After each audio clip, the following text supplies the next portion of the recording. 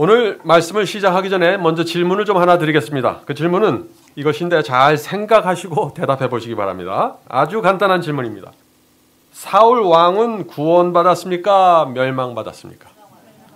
금방 대답하시네요. 네, 분명합니다. 멸망받았습니다. 그는 두려움 속에서 스스로 목숨을 끊었고 멸망당했습니다. 교회 다니라는 사람이라면 누구나 이 사실에 동의하는 것이죠. 자, 그럼 제가 두 번째 질문을 드리겠습니다. 사울은 거듭난 사람입니까? 아닙니까?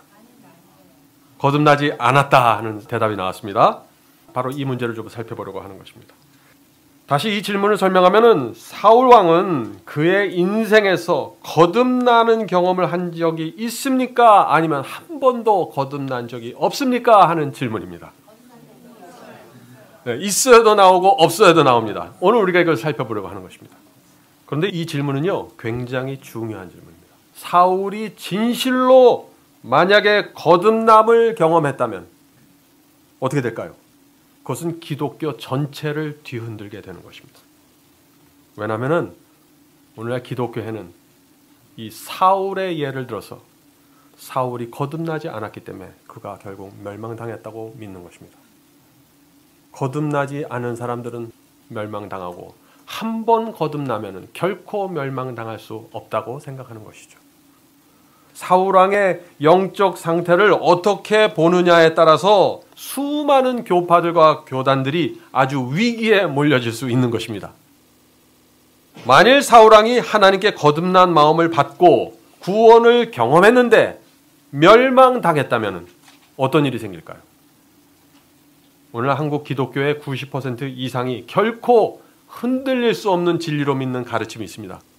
한 번 거듭나고 구원받으면 결코 구원을 잃어버릴 수 없다라고 믿는 것이죠.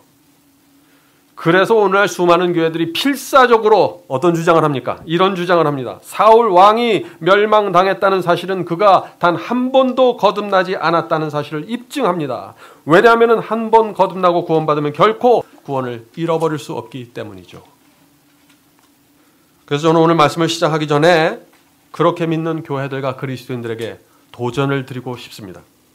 그 도전은 이것입니다. 만일 사울 왕이 거듭남을 깊이 경험했음에도 불구하고 그가 죄에 빠져서 멸망당했다는 사실을 이 시간에 우리가 성경에서 확인한다면 여러분은 어떻게 하시겠습니까? 라는 도전을 제가 드리는 것입니다.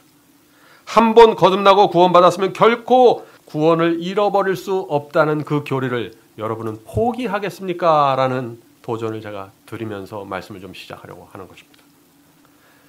귀 있는 자들은 오늘 말씀을 통해서 빛으로 나오게 될 것이라고 제가 확신합니다. 자, 이제 사울의 생애를 자세히 좀 살펴보도록 하겠습니다. 먼저 사울의 외모부터 한번 체크해보죠. 외모. 사무엘상 9장 2절입니다. 기스가 아들이 있으니 그 이름은 사울이요 준수한 소년이라. 이스라엘 자손 중에 그보다 더 준수한 자가 없고 키는 모든 백성보다 어깨 위는 더하더라. 자, 사울은 잘생겼습니다. 외모가 출중했죠. 키가 또 다른 사람보다 머리 하나는 더 컸다고 했습니다. 한마디로 사울은 멋진 남자였습니다. 자, 그렇다면 이 속사람은 어땠을까요? 속사람. 하나님께서 사울을 왕으로 택했을 때 사울의 그 성품과 마음에 대해서 성경이 무엇이라고 말했을까요? 자, 그 말씀 사무엘상 9장 21절에 있습니다. 사울이 대답하여 가로되 나는 이스라엘의 지파의 가장 작은 지파 베냐민 사람이 아니오며 나의 가족은 베냐민 지파 모든 가족 중에 가장 미약하지 아니하나이까. 당신이 어찌하여 내게 이같이 말씀하시나이까. 자, 이 말씀이 무슨 뜻입니까? 하나님, 왜 저 같은 사람을 이스라엘의 왕으로 선택하십니까? 제가 속한 베냐민 지파는 지파 중에 가장 작은 지파이고 베냐민 지파에서도 저희 집안은 가장 미약한데 하나님, 저는 왕의 자격이 없습니다 라고 대답하는 것입니다. 얼마나 겸손한 태도입니까? 선지자가 사울에게 와서 당신이 왕이 되라고 머리에 기름을 부어주고 하나님께서 왕으로 선택하시고 온 백성이 왕으로 추대를 하는데 지금 어떻게 돼요? 사울이 나는 부족합니다 라고 대답하는 것이에요. 왕의 자격이 없다고 사양하는 것입니다. 오늘날 많은 사람들이 여러분들에게 와서 당신을 이렇게 왕으로 추대하겠습니다 할 때 사양할 수 있는 사람들이 몇 명이나 될까요? 그럼에도 불구하고 오늘 수많은 교회들은 이런 사울의 모습을 보면서 그는 거듭난 적이 한 번도 없다고 말하는 것입니다. 자, 이제 사울의 영적 상태를 좀 살펴보겠습니다. 점점 더 말씀이 분명해짐을 여러분이 확인할 수 있을 것입니다. 성경은 사울에 대해서 놀라운 말씀을 합니다. 사무엘상 10장 1절, 6절, 9절을 제가 읽겠습니다. 사무엘이 기름병을 취하여 사울의 머리에 붓고 입 맞추어 가로되 여호와께서 내게 기름을 부으사 그 기업의 지도자를 삼지 아니하셨느냐. 내게는 여호와의 신이 크게 임하리니. 자, 여호와의 신이 크게 임한다 하는데 이 여호와의 신이 누구입니까? 성령입니다. 오늘 많은 사람들이 성령은 신약시대 오순절 때부터 시작됐다고 하죠. 그것이 아닙니다. 구약시대부터 창조 때부터 성령은 존재했고 역사가 시작된 것입니다. 자, 계속해서 말씀 읽어보죠. 너도 사울도 그들과 함께 예언을 하고 변하여 새 사람이 되니라. 새 사람이 된다는 뜻이 무엇이죠? 옛사람을 버리고 새 사람이 된다는 것입니다. 거듭났다는 것입니다. 자, 9절 읽겠습니다. 그가 사울이 사무엘에게서 떠나려고 몸을 돌이킬 때 하나님이 무엇을 주셨고? 새 마음을 주셨고 그날 그 징조도 다 응하니라. 분명하지 않습니까? 성경은 하나님께서 사울에게 새 마음, new heart를 주었다고 말하고 있는 것입니다. 중생의 경험을 했다는 것이죠. 사울은 하나님의 능력으로 무엇이 됐어요? 새로운 피조물이 된 것입니다. 자, 그런데 누가 이 말씀을 부인할 수 있을까요? 틀림없는 말씀입니다. 자, 그러면 이제 제가 여러분에게 다시 묻겠습니다. 사울은 거듭난 사람이었습니까? 네, 그렇습니다. 확실합니다. 사울은 구원의 경험에 아주 깊이 들어갔습니다. 자, 그런데 바로 여기서 문제가 생기는 것입니다. 그런 사울이 결국 자기 칼에 엎드려서 그의 인생 끝에 스스로 목숨을 끊고 멸망으로 들어가게 되는 것입니다. 무슨 일이 생긴 것입니까? 한 번 구원받으면 결코 구원을 잃어버릴 수 없다 하는 이 교리의 입장에서 볼 때는 있을 수 없는 일이 생겨버리고 만 것이죠. 성도 여러분, 사울의 이야기는 큰 소리로 지금 외치고 있는 것입니다. 아무리 고결한 경험을 한 그리스도인일지라도 멸망당할 수 있다는 사실을 선포하고 있는 것입니다. 이 말씀은 우리에게 경고를 주고 있는 것입니다. 누구에게요? 거듭남을 경험한 사람들에게도.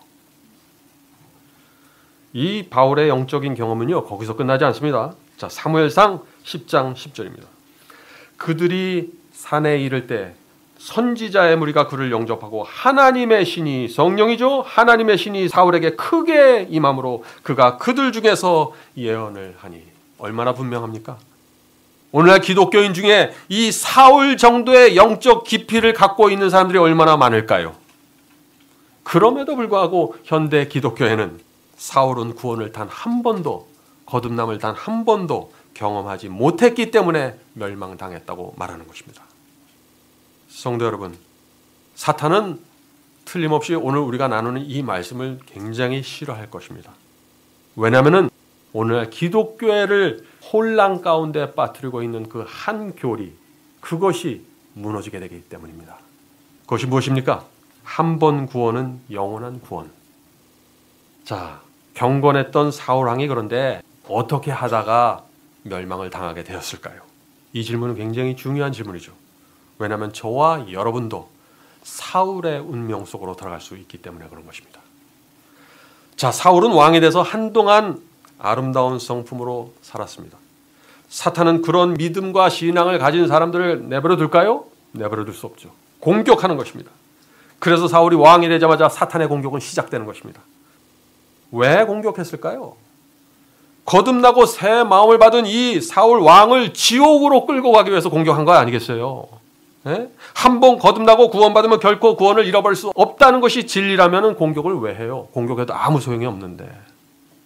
그것은 거짓이기 때문에, 그렇지 않기 때문에 사탄이 가서 공격하기 시작하는 것입니다. 한 번 구원받으면 멸망받을 수 없다, 한 번 거듭나면 멸망받을 수 없다는 것이 진리라면 사탄은 거듭난 사람들 전혀 공격하지 않게 되는 거 아닙니까? 자, 그러면 이제 사탄이 사울을 어떻게 공격하는지 좀 살펴보도록 하겠습니다. 사탄의 첫 번째 공격은 사무엘상 10장 27절에 나옵니다. 어떤 비류는 가로되 이 사람이 어떻게 우리를 구원하겠느냐 하고, 자, 사울이 어떻게 우리를 보호하겠냐 하고 멸시하며 예물을 드리지 아니하니라. 그러나 그는, 이 사울 왕은 어떻게 해요? 잠잠하였더라. 자, 이것이 어떤 장면입니까? 사울이 아주 작은 베냐민 지파라고 그랬죠? 그 작은 지파에서 왕이 나오자 어떤 사람들은 이 사울을 왕으로 인정하지 않는 것입니다. 그래서 어떻게 했다고 했어요? 사람들이 사울을 멸시했다고 했습니다. 사울을 왕으로 인정하고 싶지 않은 것이죠. 자, 그럴 때 이 사울 왕이 어떻게 반응했습니까? 잠잠했다고 했습니다. 왕이기 때문에 그런 사람들을 불러다가 본때를 보여줄 수도 있죠. 그런데 그렇지 않고 그 말을 듣고서 멸시를 당하면서 고개를 숙이고 잠잠한 그 사울의 모습을 여러분 상상해 보시기 바랍니다. 사울이 새 마음을 받았던 것입니다. 거듭났던 것입니다. 성령을 받았던 것입니다. 그래서 이런 모습으로 지금 사탄의 공격을 막아내는 것입니다. 그런데 그런 경험을 했던 사울도 멸망당했다는 것입니다. 자, 혹시 여러분들 지난주에 다른 사람들에게, 특별히 여러분보다 못해 보이는 사람에게 멸시받고 무시당한 적 있습니까? 그때 어떻게 했습니까? 침묵으로 승리하셔야 되는 것입니다. 자, 사울이 왕이 돼서 첫 번째 전쟁이 일어났는데 그 전쟁은 암몬과의 전쟁이었습니다. 자, 이 전쟁이 일어났을 때 하나님께서 사울과 함께 하셨을까요? 함께 하셨습니다. 그 멸시당하는 그 시험에서 침묵으로 승리한 그 사울 왕 옆에 하나님께서 계셨습니다. 그래서 그 첫 번째 승리가 완벽한 승리로 끝나게 되는 것입니다. 자, 이 사울 왕이 승리하자 백성들이 또 몰려왔습니다. 뭐라 그랬을까요? 사울 왕이요, 당신을 멸시하고 당신께 예물을 바치지 않는 그 자들을 불러다가 어떻게 해요? 죽여야 합니다 라고 말했습니다. 이것이 사탄의 두 번째 공격이었습니다. 성도 여러분, 나를 칭찬하고 높여줄 때 그것은 사탄의 공격이 될 수 있는 것입니다. 쉬운 시험이 아닙니다. 이것도 오늘 많은 목회자들과 부자들과 지도자들이 이런 시험 앞에서 쉽게 무너지는 것입니다. 자, 사울 왕은 그런데 백성들이 몰려와서 이렇게 높여주고 칭찬을 했을 때 어떻게 반응했을까요?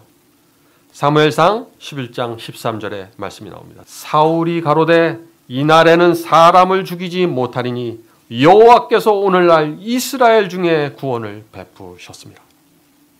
사울은 오히려 하나님께 영광을 돌렸습니다. 자기를 멸시한 사람들에게 용서와 자비를 베풀었습니다. 죽이지 않겠다고 선언했어요.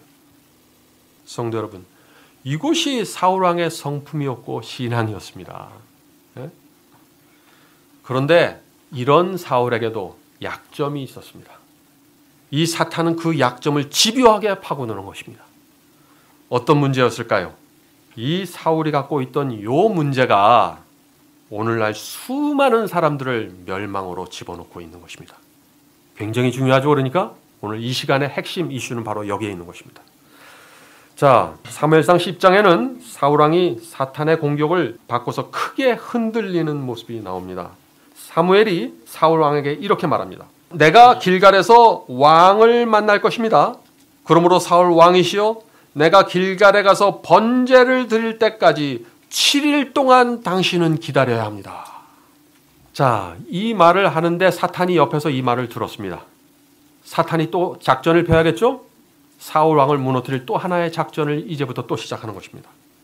그래서 즉시 사탄은 블레셋의 병거 3만을 모으고 마병 6천을 모으고 수많은 병력들을 모아서 이스라엘을 침공하게 되는 것입니다. 자, 왜 공격했을까요? 왜 사탄이 블레셋 군사를 이용해서 이스라엘을 공격했을까요? 사울 왕을 불안하게 만들어서 하나님께서 명하신 그 7일을 기다리지 못하게 불순종하게 만든 것입니다. 하나님의 말씀을 버리고 자기의 느낌과 생각을 따라가도록 만들었던 것이죠. 자, 그래서 사탄의 작전대로 이스라엘은 어떻게 됐습니까? 공포에 휩싸였습니다. 원래 이스라엘의 군사가 6,000명이었는데 600명만 남았습니다. 다 도망쳤습니다.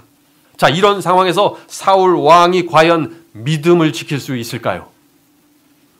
선지자가 기다리려고 하신 그 날까지 정확하게 기다릴 수 있을까요? 이것이 시험이었습니다. 기다리지 못했습니다. 사울은 왜 기다리지 못했을까요? 이렇게 생각한 것입니다. 사울은 블레셋은 강하고 우리 병사들은 대다수가 도망쳤다. 이 상태로 전쟁을 하면 패배할 것이 분명하다. 사무엘 선지자가 올 때까지 기다리면 그때는 너무 늦을 것이다. 그러므로 내가 먼저 하나님께 제사를 드리고 축복의 증거를 받아내야 한다. 지금은 어쩔 수 없는 상황이므로 지금은 불순종을 해도 어쩔 수 없는 것이다. 이것이 사울의 생각이었습니다. 다시 말해서 하나님께서는 7일 후에 내가 너와 함께 하겠다고 말씀하시고 약속하셨는데 사울 왕은 그 분명한 하나님의 뜻을 어떻게 해요? 순종하지 않기로 결정한 것이죠. 그래서 자기가 직접 희생 제물을 단위에 바치고 태워버린 것입니다. 자, 그런데 제사가 끝나자마자 어떻게 됐어요? 사무엘 선지자가 도착했습니다. 그 사울이 좀 당황했겠죠? 그러니까 이제 자기의 입장을 사무엘에게 이렇게 말합니다. 사무엘상 13장 11절과 12절입니다. 사울이 가로되 백성은 나에게 흩어지고 당신은 정한 날 안에 오지 아니하고 블레셋 사람은 막마스에 모였음을 내가 보았으므로 이에 내가 이르기를 블레셋 사람은 나를 치러 길갈로 내려오겠거늘 내가 여호와의 은혜를 간구하게 하여 부득이하여 번제를 드렸나이다. 어쩔 수 없이 번제를 드렸다는 것이에요. 긴급한 상황 때문에 어쩔 수 없이 하나님의 말씀에 불순종했다는 것입니다.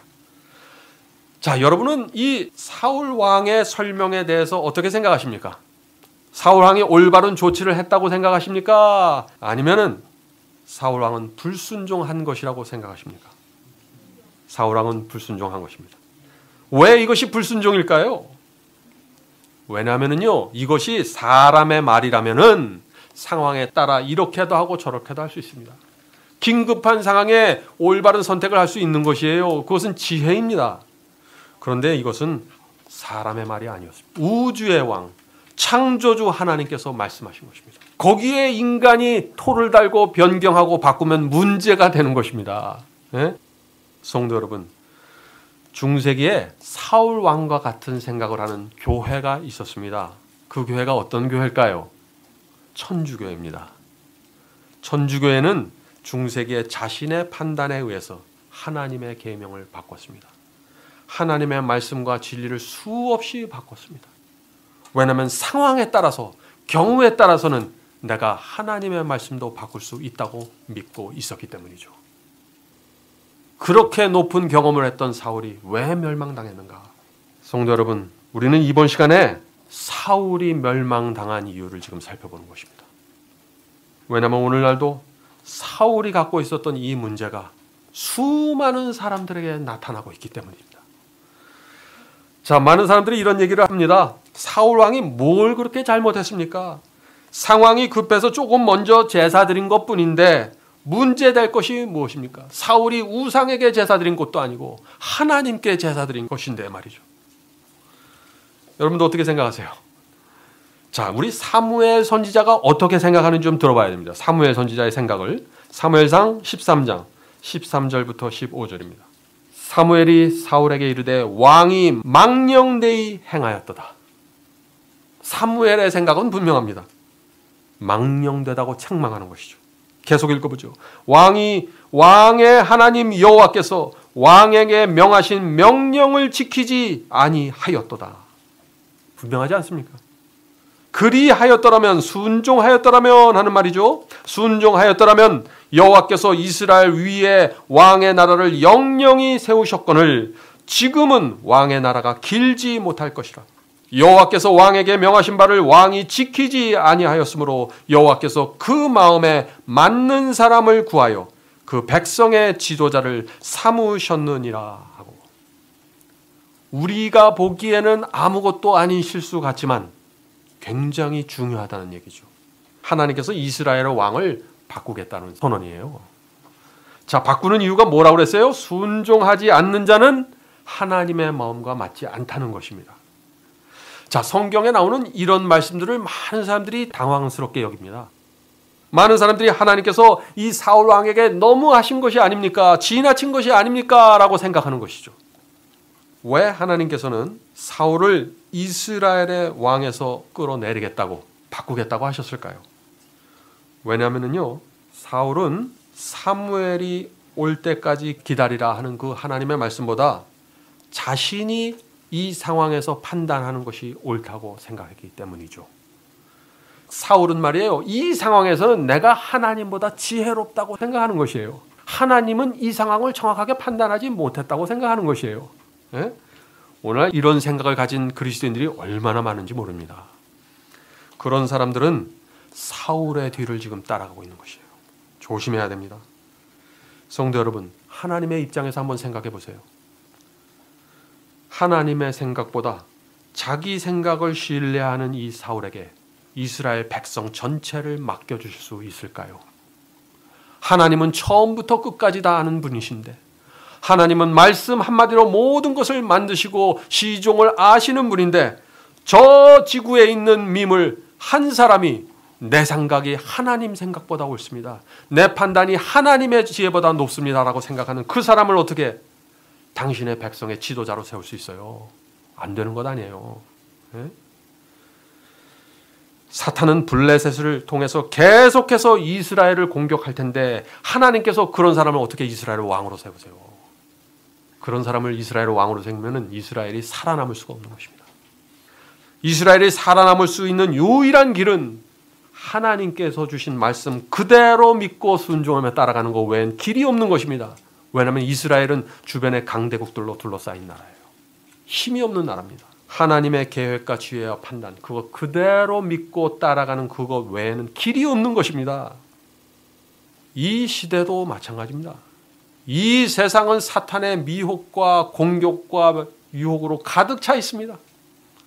우리가 우리 힘으로 이 세상을 뚫고 하늘 본향으로 갈 수 있을까요? 안 되는 것입니다.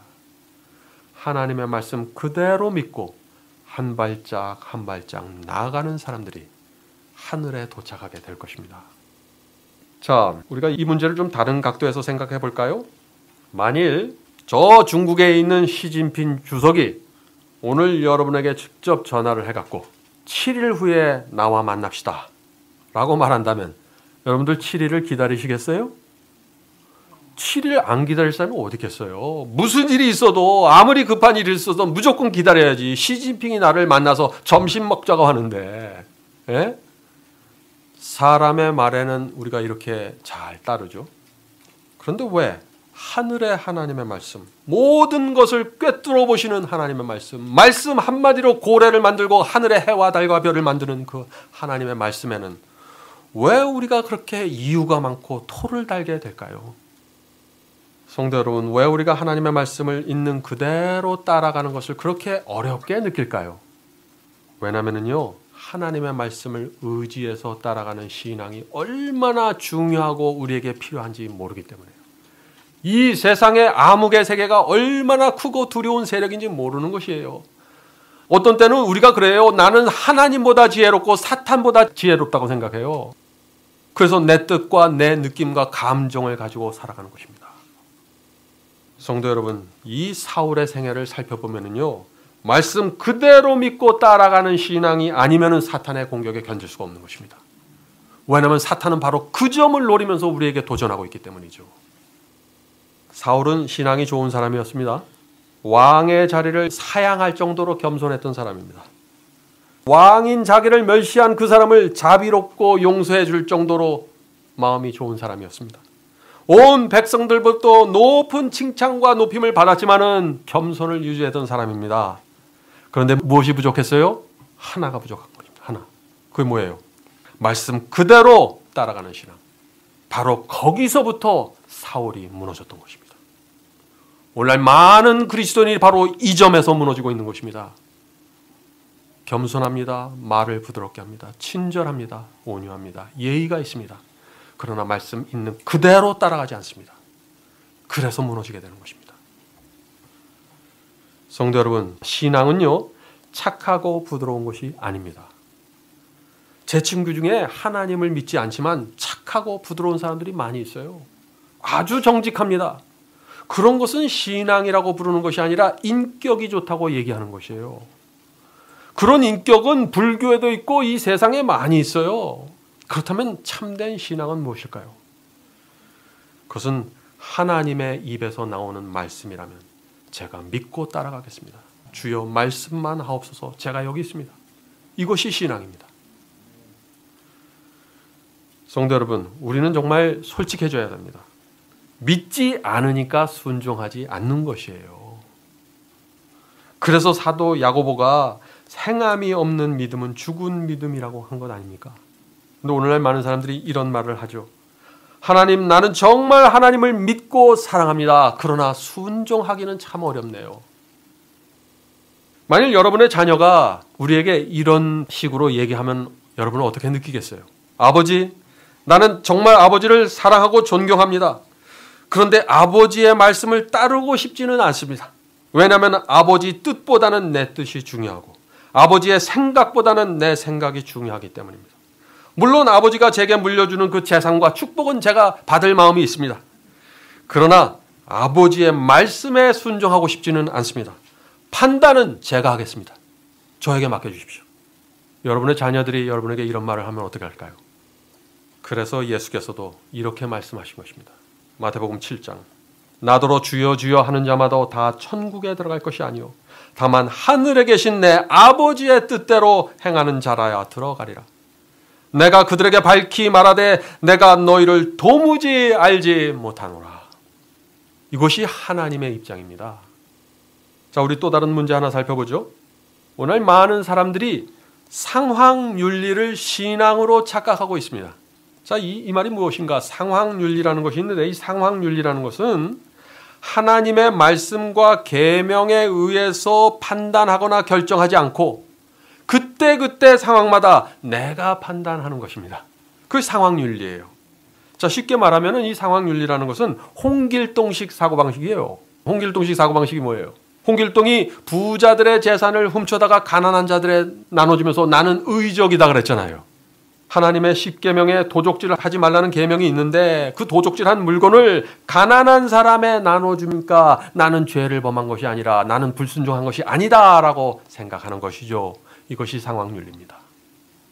사울이 바로 그런 생각에 빠진 것이에요. 이렇게 생각하는 것이에요. 하나님께서 사무엘 선지자가 올 때까지 기다리라고 명령하셨지만 나는 기다릴 수 없었다. 왜냐하면 전쟁에서 승리하기 위해서는 어쩔 수 없이 불순종할 수밖에 없는 것이기 때문이다. 나는 순수한 동기로 불순종했기 때문에 내 양심은 떳떳하다.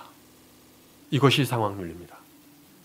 사랑하는 성도 여러분, 내 양심이 중요합니까? 하나님의 말씀과 계명이 중요합니까? 내 양심은요, 틀릴 수가 있어요.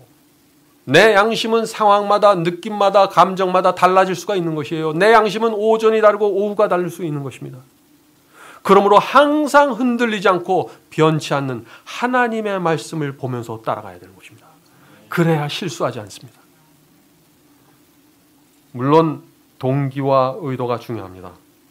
그러나 우리의 동기와 의도가 하나님의 말씀과 계명과 정면으로 충돌하면 우리가 어떻게 해야 될까요?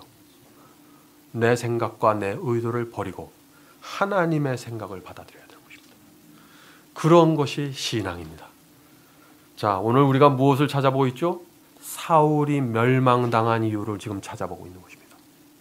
하나님께서 사울의 이런 정신과 이런 태도를 정죄하시는 것입니다. 자, 이 사무엘 15장을 보면요, 다시 한번 똑같은 사울의 문제가 나타납니다. 하나님께서 이 사울에게 아말렉족을 진멸하라는 명령을 주십니다. 사무엘상 15장 1절부터 3절 읽겠습니다. 사무엘상 15장 1절부터 3절. 사무엘이 사울에게 이르되 이제 왕은 여호와의 말씀을 들으소서. 만군의 여호와께서 이같이 말씀하시기를 아말렉이 이스라엘에게 행한 일 곧 애굽에서 나올 때 길에서 대적한 일로 내가 그들을 벌하노니 지금 가서 아말렉을 쳐서 그들의 모든 소유를 남기지 말고 진멸하되. 자, 진멸하는데 누구까지 진멸해요?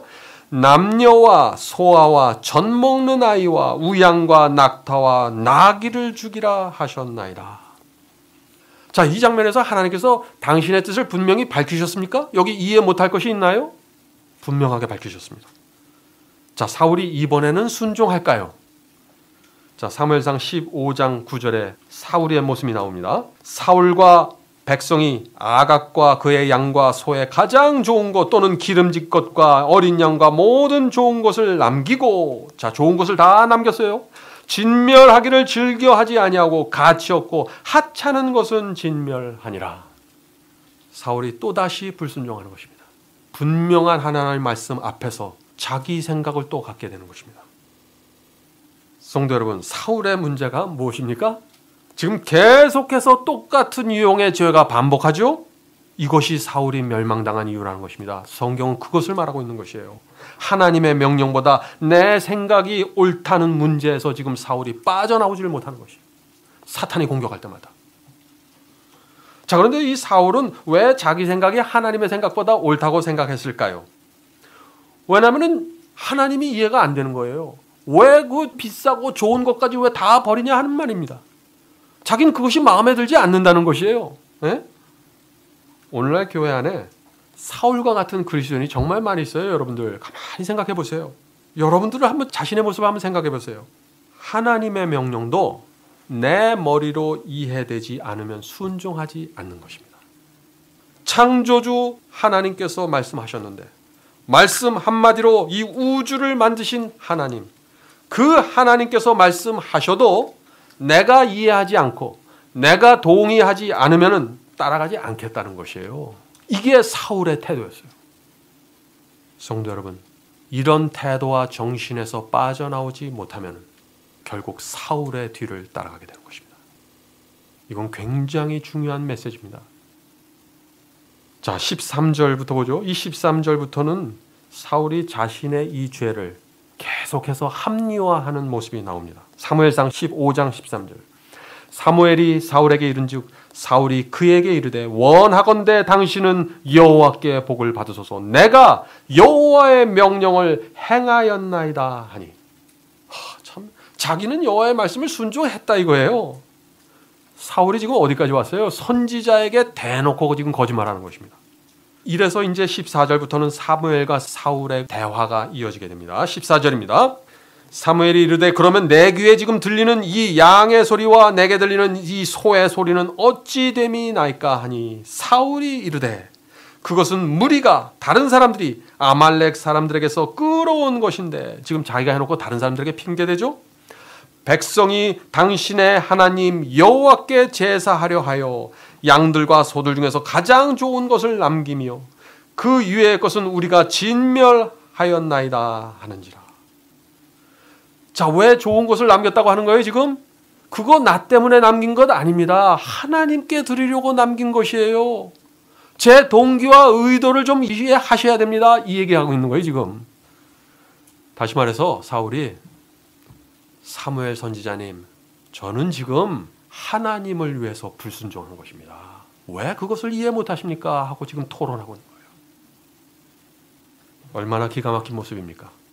이것이 성령의 음성을 거절하는 인간의 불쌍한 모습이죠.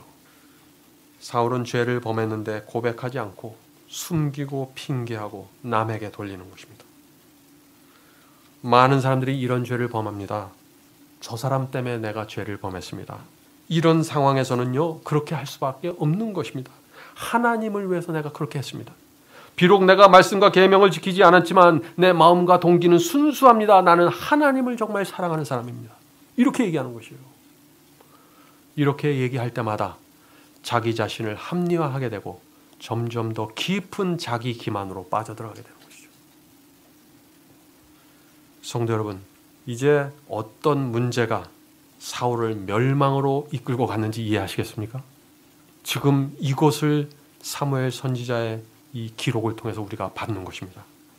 인간은 누구나 죄를 범합니다. 그러나 그것을 감추고 불순종의 이유를 자꾸 만들어내기 시작하면 어떻게 돼요? 죄를 합리화하게 되고 큰일 나는 것입니다. 자, 죄를 합리화하면 어떻게 돼요? 이것은 정말 계명을 범한 것인데 내가 이럴 수밖에 없다라고 하면 어떻게 됩니까? 자기에게 자기가 속게 되는 것입니다. 자기 기만에 빠지게 되는 것이죠. 기만에 빠지면 어떻게 돼요? 자기 기만에 빠지면 성령의 음성을 못 듣게 되는 것입니다. 어떻게 돼요? 그러면 회개할 수 없게 되고 죄를 범했지만 용서받을 수 없게 되는 것입니다. 바로 여기에서 사울의 멸망이 이루어지게 된 것입니다. 용서받지 못할 죄가 뭐예요? 불순종했는데 자기를 합리화하고 자기를 기만하고 스스로 속여서 회개하지 못하게 되는 그런 상황으로 들어가는 것입니다. 사울이 바로 그런 상황으로 들어간 것이에요. 성도 여러분, 하나님께서 이 사울 이야기를 성경에 기록해 놓으신 이유가 무엇일까요? 사울의 생애는 영적으로 높은 경험을 한 이후에도 멸망당할 수 있다는 사실을 우리에게 선포해주고 있는 것입니다. 그래서 성경은 끝까지 견디는 자들이 구원받는다고 말하는 것이에요. 자, 이제 마지막 말씀으로 들어가도록 하겠습니다. 미국의 존 F 케네디 대통령 아시죠? 그 대통령에게 한 아들이 있었는데 그 아들의 이름이 존 F 케네디 주니어입니다. 1999년 7월 이 존 F 케네디 주니어 부부는 급히 동생의 결혼식에 참석하기 위해서 경비행기를 몰아야만 했습니다. 그날 밤 그가 운행하던 비행기가 날아가다가 갑자기 곤두박질해서 산산조각이 나는 끔찍한 사고가 생겼습니다. 그래서 신문에서 그 사건을 크게 보도했죠. 결혼한 지 3년도 안 된 그 신혼 부부가 그날 밤 그 비행기 사고로 함께 죽었는데 그때 이 존 F 케네디 주니어의 나이가 38살이었다고 합니다. 자, 그런데 왜 그런 끔찍한 사고가 생겼을까 하고 신문 기자들이 파헤치기 시작했습니다. 낮에 비행할 때는요, 조종사 시야가 확보되기 때문에 계기판을 보지만은 절대적으로 그것만 의지할 필요는 없습니다. 그냥 눈에 보이니까요. 그런데 야간 비행은 다른 것입니다. 이들이 지금 야간에 비행을 했거든요. 밤에는 아무것도 보이지 않잖아요. 그래서 밤에는 내가 본 대로 따라가면 안 되는 것이에요. 네? 내 느낌과 내 감정과 내 생각을 따라가면 안 되는 것입니다. 무엇을 따라가야 돼요? 완전히 계기판 하나만 봐야 돼요. 눈에 보이는 대로 추측해서 비행하면 큰일 나는 것입니다. 왜냐하면 밤에는 하늘에 별이 많죠? 근데 땅에도 별 같은 게 많아요. 뭐예요? 그게 불빛이 많은 것이에요. 그래서 위에도 불빛이 있고 아래도 불빛이 있어서 어디가 위고 어디가 아래인지 헷갈린다는 것이에요. 비행기가 뒤집혀서 날아가는지 제대로 날아가는지 어떤 데는 알 수도 없다는 것입니다. 그래서 본인은 하늘을 향해서 날아간다고 생각하는데 땅에 곤두박질해서 죽게 되는 것이에요. 바로 이것이 존 F 케네디 주니어 부부에게 일어난 일입니다. 성도 여러분, 이 세상은 칠흑 같은 어둠 속에 있는 것입니다. 교회도 캄캄합니다. 이런 상황에서 그리스도인은 계기판을 의지해서 가야 되는 것입니다. 어떤 상황에서도 흔들리지 않는 계기판, 그것만을 의지하지 않으면 곤두박질 치는 것입니다. 우리가 의지해야 할 계기판이 무엇이에요? 그러면은 하나님의 말씀입니다. 단 한 번도 실수한 적이 없는 하나님의 말씀. 성도 여러분, 그 하나님의 말씀을 의지하지 않으면, 기준으로 삼지 않으면은 교회를 열심히 다니면서도 멸망당할 수 있는 것입니다. 한 번 거듭나고 성화됐어도 멸망당할 수 있는 것입니다. 나는 하늘을 향해 가고 있다고 확신하는데 지옥으로 들어갈 수 있는 것입니다. 얼마나 끔찍한 일입니까? 바로 그것이 사울의 문제였던 것입니다. 성품이 좋고 용서를 베풀 줄 알고 겸손했습니다. 그러나 하나님의 말씀을 기준으로 삼지 않았습니다. 상황에 따라서 늘 흔들렸고 그때마다 이유를 만들어냈고 합리화시켰습니다. 말씀에서 그래서 벗어나 버린 것입니다. 바로 그것이 사울의 운명을 처참하게 만든 이유였던 것입니다. 사랑하는 성도 여러분, 성령께서 우리 모두를 하늘로 인도해 주시기를 간절히 바라면서 제가 오늘 말씀 마치도록 하겠습니다. 하늘에 계신 아버지, 하나님은 우주를 창조하시고 지배하는 왕이신데, 하나님은 강한 성체이신데 저희가 때때로 두려움에 사로잡히고 불안해하면서 살아가고 있습니다. 주님, 저희를 도와주시옵소서. 사탄이 시시때때로 저희를 공격합니다. 저희가 그때 하나님 안에 숨을 수 있도록 도와주시옵소서. 하나님의 말씀을 살아있는 계기판으로 붙잡고 살아갈 수 있도록 붙잡아 주시옵소서. 주여, 저희가 하나님을 믿는다고 하지만 너무나 연약합니다. 성령께서 저희의 마음을 채워주시옵소서. 저희의 의지를 붙잡아 주시고 하나님을 잡는 그 손을 간절하게 만들어 주시옵소서. 저희의 속에서부터 간절한 심령이 나와서 주님의 말씀을 붙잡고 이 세상을 그리스도의 군사로 살 수 있도록 도와주시옵소서.